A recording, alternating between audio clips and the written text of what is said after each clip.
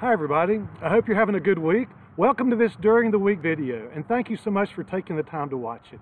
It's Wednesday afternoon. I'm here at the front lawn of our church, and I'm here at our church sign.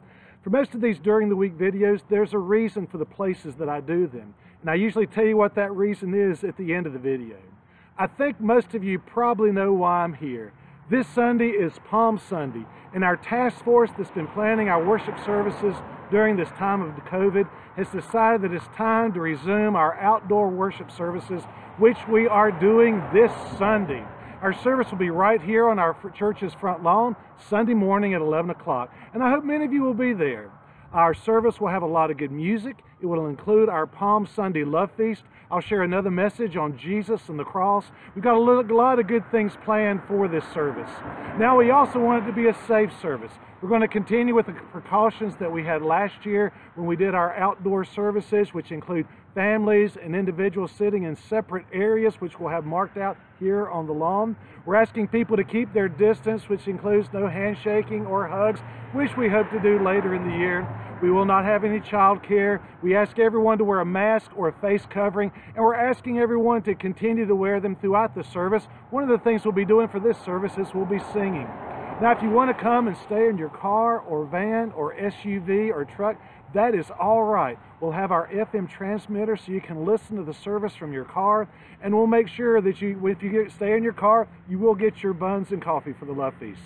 If you are unable to come or may still feel unsure about getting out, please know that we will have the service on Facebook Live and continue to have the recording of our service. For those who do plan to be here, we do have a survey that we'd like for you to fill out if you haven't already, so we know how many people to plan for the Love Feast. The survey is on our church communications, and you can also call the church office to let us know. After our service this Sunday, there will be an Easter egg hunt for the children of our church and their friends. Everyone who is staying for the Easter egg hunt is asked to bring a bag lunch. There will be some Easter crafts, and then there will be the egg hunt. We thank everyone who has already brought donations of plastic eggs and candy for the hunt. In talking with Rachel today, she said that she can maybe use a little more candy, so if you can help, just bring it to the office. This Sunday evening, we begin our Holy Week services, which will be held Sunday through Friday evenings, beginning at 7 o'clock. In these services, we will share a great tradition that Moravian have done for many years, and that's reading the accounts of Jesus from Palm Sunday to his crucifixion that we'll share in our readings for Holy Week books. Most of the time, we don't have a lot of people at these services, although we're always open to having a lot of folks. But for these services, we will have them in our sanctuary. We are taking some precautions. We'll have our air purifiers going. We'll space people out. Everyone will need to wear a mask. I also want you to know that we will have our Holy Week services on Facebook Live, and they will be recorded. On Friday of next week, our Holy Week, Good Friday, we will have not only our Holy Week service that evening, but earlier in the day, that morning at 11 o'clock, we will have our crosswalk.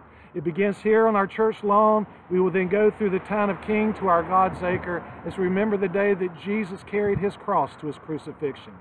Then on Easter Sunday, we will have our sunrise service at God's Acre to celebrate Jesus' resurrection. That will begin at 6:45 in the morning. Everyone is welcome to come. If you do, please wear a mask, space yourselves out. And then later that morning, we will have our Easter worship service here on our front lawn at 11 o'clock. A few other things for us. Our archives project continues. The group continues to meet Wednesday afternoon. They did a little bit earlier today at 1:30. There is still room for others to help. Rachel says that they're getting to where they can see the light at the end of the tunnel. So we appreciate all the good work those who have done. And once again, if you can help, please come out. We also have a couple of fundraisers coming up. One is our community yard sale, which is a month away. It will be Friday, April 23rd, and Saturday, April 24th. If you have items you'd like to donate, you can start bringing them on Thursday, April the 14th. I want you to be aware of this, though, that this year's yard sale, we are not receiving clothes. Also, if you'd like to help, please check out our church communications where you can find the dates and times when we need people to help. And if you can help, please sign up. Now, the reason that we're waiting until April 14th to receive the items is on Wednesday, April the 13th, we're having a blood drive here at the church from 1 o'clock to 5:30. If you'd like to give blood, please check out the Red Cross website and sign up. Another fundraiser, and this is a new one, is coming from our preschool. Our preschool is selling 200 tickets at $50 a ticket, and there will be a drawing for cash prizes in this raffle. All the tickets will be drawn, and along the way of drawing them, there'll be some tickets drawn that will receive $50, and some of them $100, and some of them $200, until the last ticket that's left, and that's the winning ticket, and that winner will receive $3,000. Now, if you'd like to get a ticket or tickets, please contact our preschool director, Tina Pratt, or call the church office. And if you get a ticket, there will be a live Facebook drawing on Friday, April the 23rd. Now, if you get a ticket or tickets, who knows? You might win something, but I do know that you will be supporting our preschool. For our prayer concerns, we're very thankful that Rodney Norman is home after being in the hospital this past week, dealing with a blood infection. Jennifer Dunn, as she continues her recovery from her recent surgery, and her aunt, Mary Keene, who is also recovering from her surgery. One of our young people, Olivia Harper, recently injured her ACL and meniscus and will be having knee surgery, and that surgery will be next week.